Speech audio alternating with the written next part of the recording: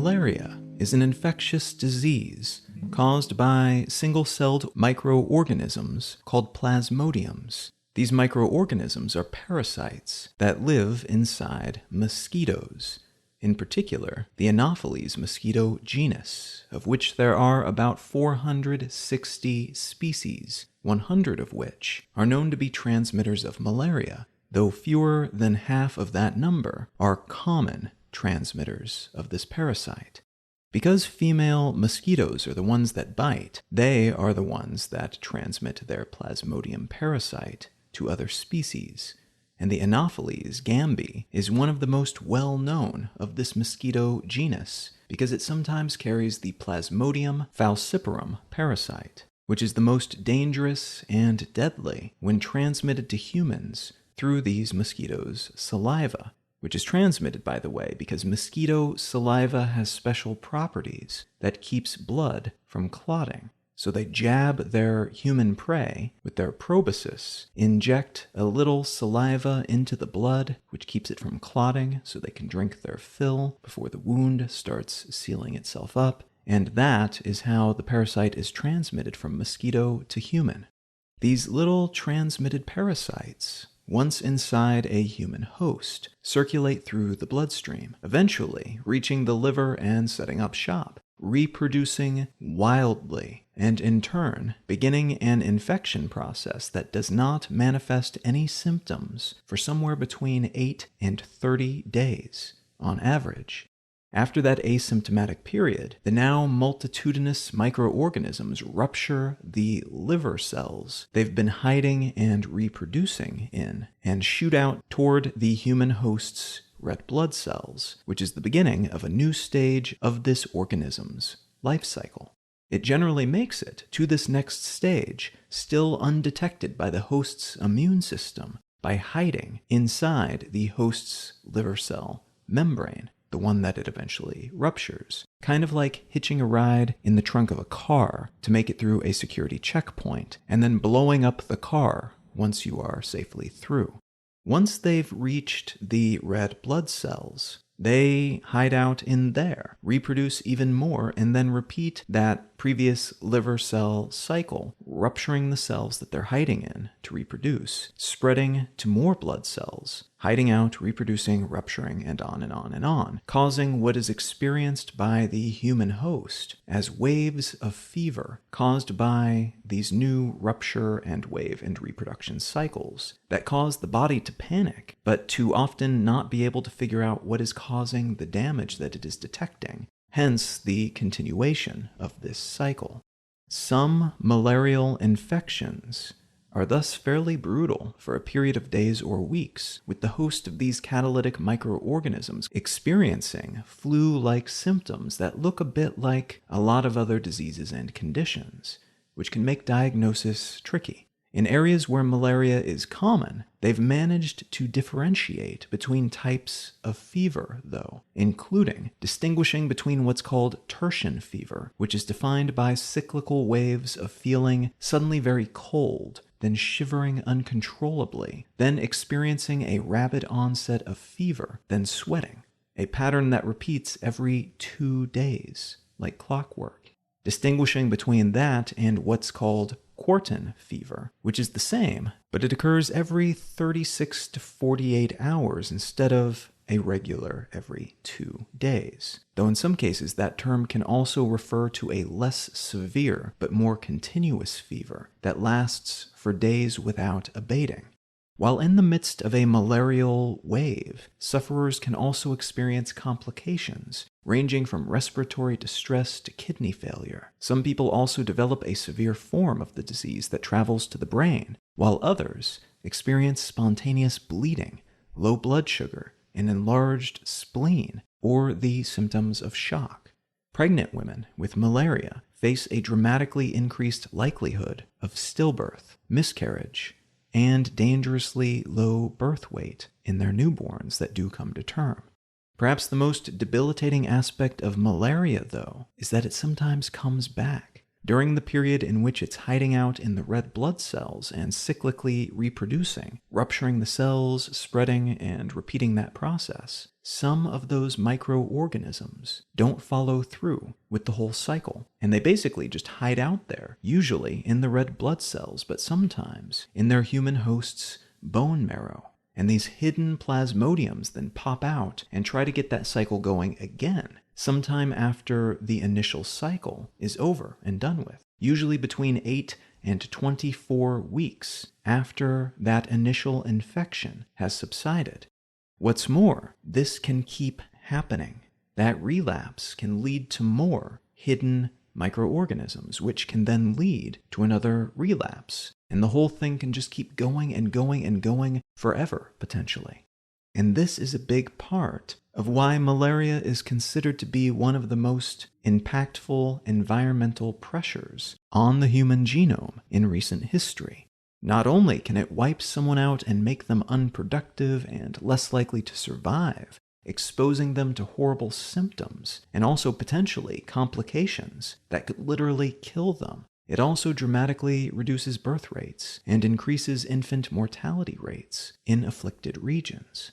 So groups that failed to evolve resistances to this disease and who lived in areas where it has long been prevalent haven't typically survived. They would just be a whole lot less likely to be able to keep going over time compared to the human groups that did develop some kind of genetic resistance. Thus, many human beings have inherited genetic traits that can help them survive malaria if they catch it, generally through some kind of mutation in how their blood cells function. The upside is that some groups who have lived in malaria-heavy locations for centuries are about 7 times less likely to catch the disease than folks who don't share their genetic makeup.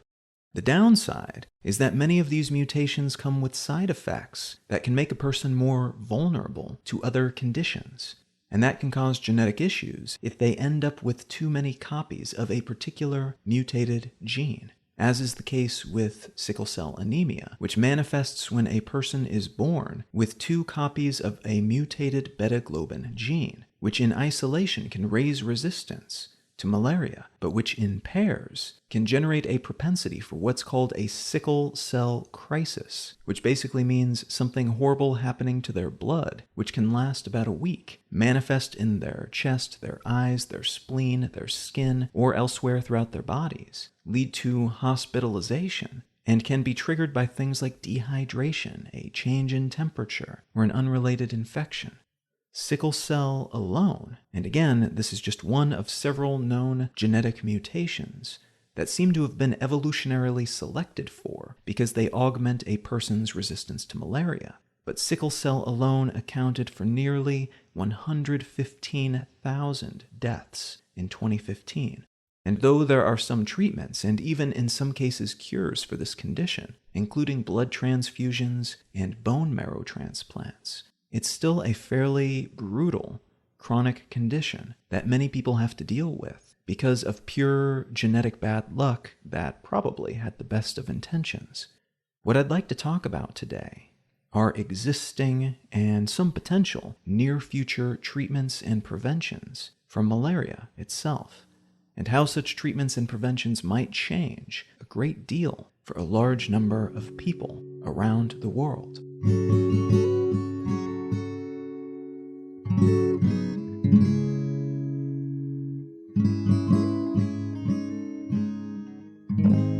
You are listening to Let's Know Things. I'm Colin Wright. Let's Know Things is an independent, listener-supported show. If you're enjoying what you hear, consider becoming a supporter. You can find a list of ways to do that at letsknowthings.com/support, but one of the simplest ways is to become a patron at patreon.com/letsknowthings. A great big thanks to everybody who's already helping to support this show, and thank you in advance if you're considering doing so in the future. All right, let's get back to the show.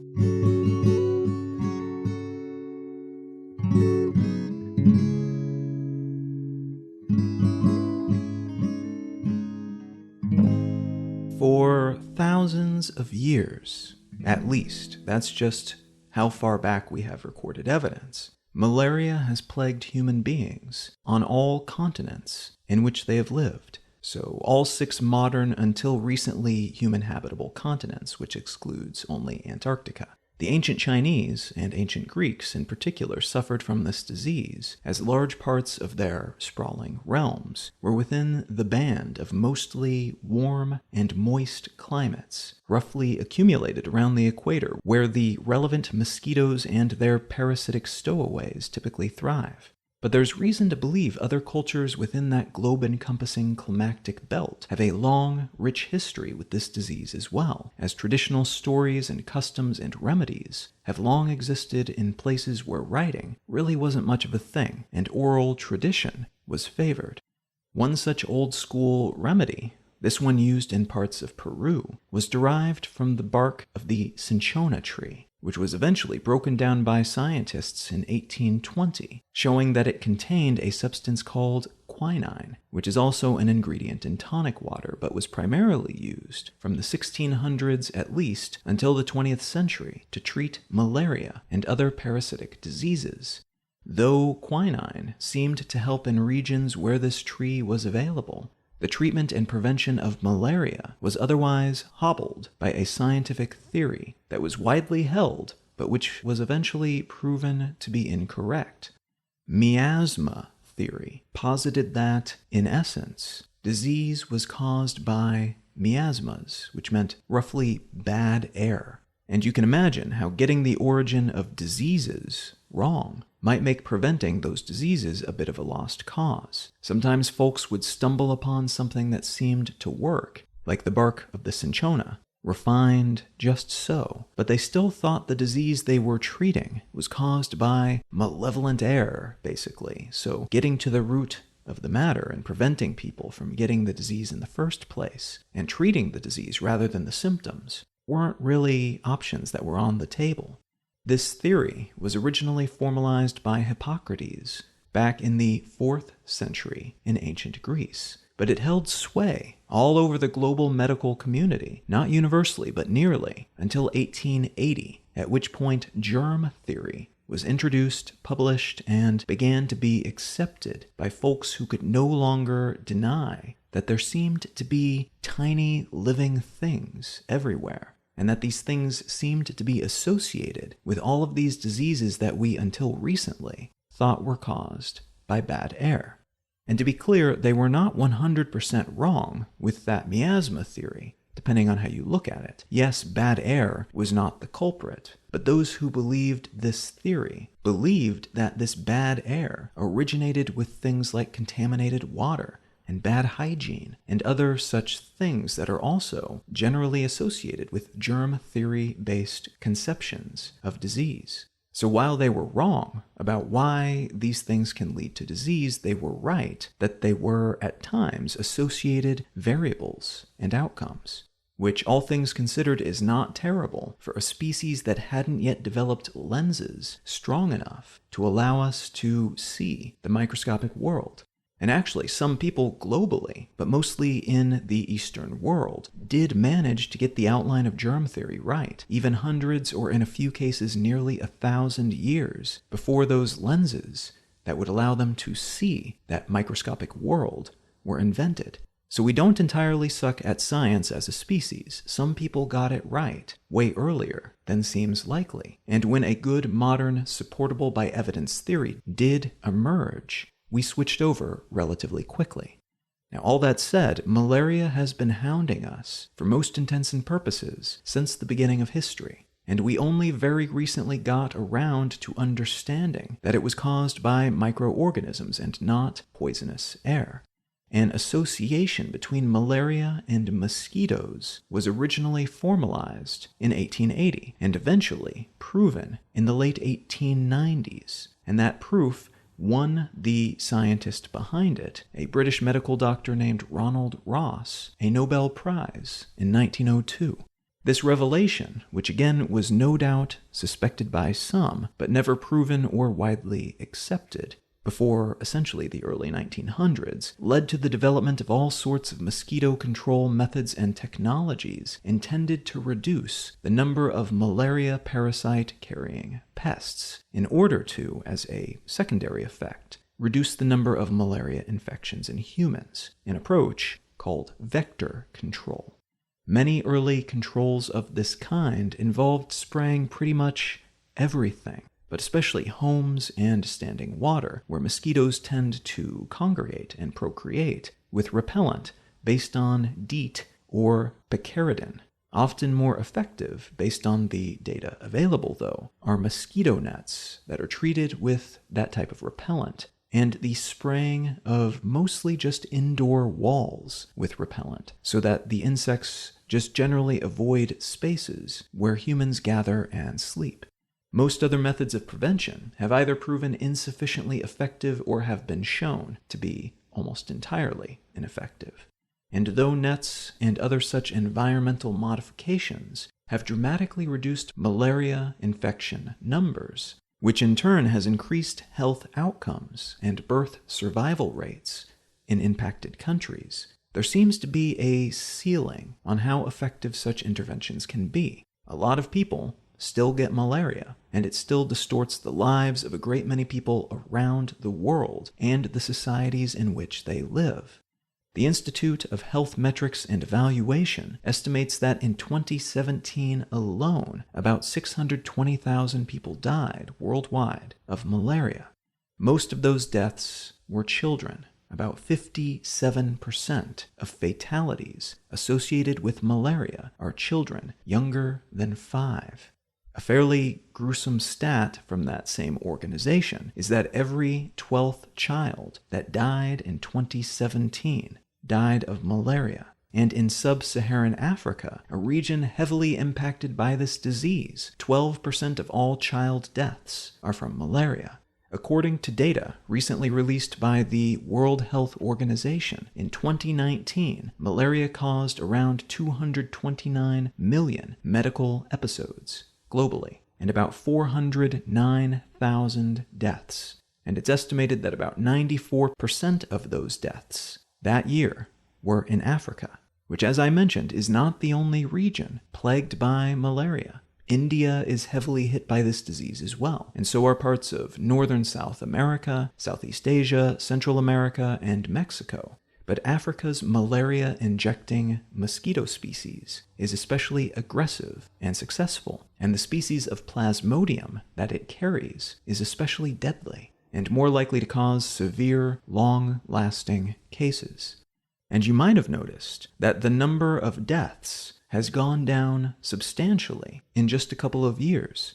620,000 in 2017, down to 409,000 2 years later. And part of that is the consequence of better dissemination of the know-how and equipment required to achieve those low-hanging fruit solutions. The nets, the indoor spraying, that kind of thing. Part of that decrease, though, is attributable to anti-malarial drugs, which are typically anti-parasitic and derived from natural compounds. Quinine was one such early drug, but there are many others at this point, all of which have pros and cons, groups that will benefit from them more than others, and some, like artemisinin, which is a drug of last resort that's only tried once all other drugs have been shown not to work, are becoming less effective with time because some species of malarial parasite, like those in Southeast Asia, are developing a resistance to it, which obviously is not ideal. And though there are ongoing efforts to limit the use of these drugs so that resistance is less likely to develop and spread amongst these parasitic populations, it's a fair bet that the mutation will be favorable enough that at some point all of these drugs will be less useful or even useless against some species of malarial parasite. And that brings us to an article from Nature, which is entitled Malaria Vaccine Shows Promise. Now Come Tougher Trials. I intentionally buried the lead in this episode because it's important, I think, to set the context for something like malaria to make it clear just how monumental such a vaccine, if it ends up making it to the public use stage at least, could be. In the early clinical trials that have been completed, this vaccine, which is currently called R21, was up to 77% effective at preventing malaria in children ages 5 to 17 months for up to a year. This new vaccine is based on an earlier vaccine that has already been deployed and which has been shown to be 56% effective for about a year and 36% effective for about 4 years. 75% effectiveness is a somewhat magical number in the vaccine world, as that level allows vaccines to leap a hurdle set by the World Health Organization, putting it in a more credible category of medical intervention, opening up a lot of opportunities for production and deployment, and allowing them to hit a goal set by the organization to reach 75% effectiveness in a malaria vaccine by 2030. So 77%, which is higher than 75%, is pretty exciting. Additionally, the Serum Institute of India, which has played a vital role in producing COVID-19 vaccines at scale and at a rapid pace, has already committed to producing at least 200 million doses of R21 each year if it is authorized for use. This new vaccine, in addition to being more potent compared to those seemingly less effective ancestor drugs, was also designed to be cheaper, which should help with production and distribution, as many of the regions most impacted by malaria are not wealthy. There are still some vital questions that have not been answered yet, though, which could determine whether this vaccine proves to be game-changing or just another version of what's already available.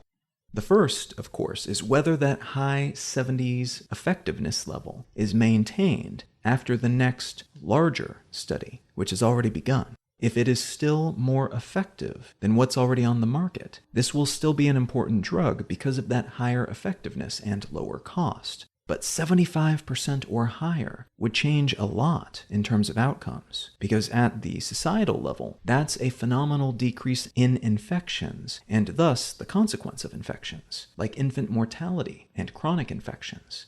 That milestone was set by the World Health Organization because it would potentially allow them to then eventually either eliminate or mostly eliminate the disease worldwide. And doing that would be very, very difficult and expensive, lacking a vaccine with that level of effectiveness.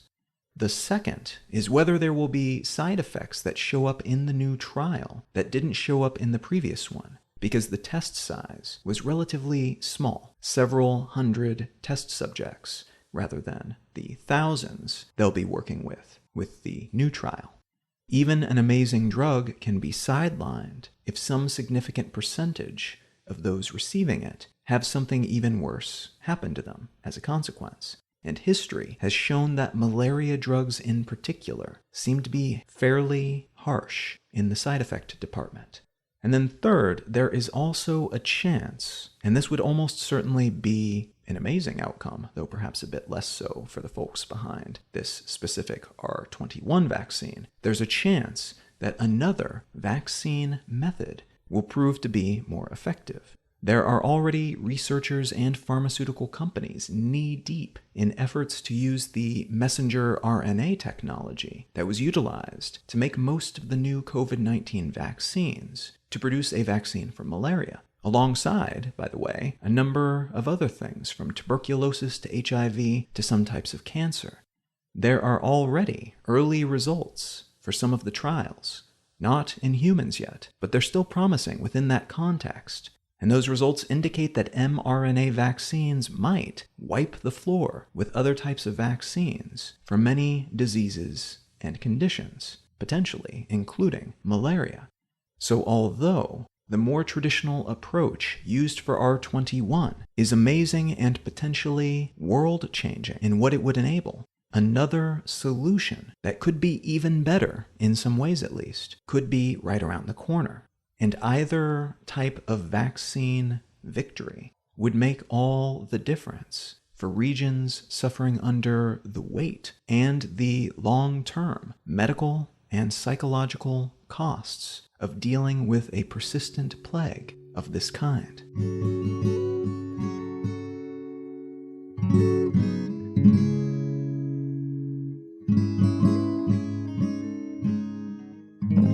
If you're finding some value in what I'm doing here on Let's Know Things, consider becoming a supporter. There are a number of both monetary and non-monetary options, different ways to do that, available at letsknowthings.com/support. But one of the simpler non-monetary ways is to leave a quick review wherever you get your podcasts, and or to share the show with a friend who you think might enjoy it.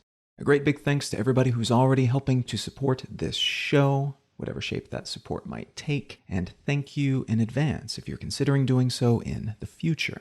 The book that I'd like to recommend today is called 4 Lost Cities, A Secret History of the Urban Age. And this is by an author who I've read work by before, Annalee Newitz, and I've really enjoyed those other books. I also enjoyed this one. I was trying to think of something to say about it that would concisely explain what it is, and it turns out that the summary for the book that I found on Google Books actually does a better job than I was going to, so I'm just going to read that. Quote, "A quest to explore some of the most spectacular ancient cities in human history and figure out why people abandoned them. In 4 Lost Cities, acclaimed science journalist Annalee Newitz takes readers on an entertaining and mind-bending adventure into the deep history of urban life. Investigating across the centuries and around the world, Newitz explores the rise and fall of 4 ancient cities, each the center of a sophisticated civilization." End quote. And that tour does take you around the world. It takes you to Turkey and Rome, the megacity of Angkor, home of Angkor Wat in Cambodia, and someplace close to where I grew up, Cahokia, in the central United States near the Mississippi River. Newitz does a very good job of describing these places, of introducing you to the history behind them, and then also explaining some of the theories and data behind those theories of why they were abandoned and how they evolved in different ways. The areas, but also the cities themselves, these former hubs. Now, if any of that sounds interesting to you, consider picking up a copy of 4 Lost Cities by Annalee Newitz. You can find out more about me and my work at Colin.io. You can find the show notes and transcript for this episode and every episode of the podcast at letsknowthings.com. You can find my other podcast, Brain Lenses, wherever you get your podcasts or at brainlenses.com. You can subscribe to my daily news summarizing email at onesentencenews.com. And you can feel free to reach out on social media. I'm Colin Wright on Facebook and at Colin is my name on most of the other ones. Thank you so very much for listening. I'm Colin Wright, and I'll talk to you again next week.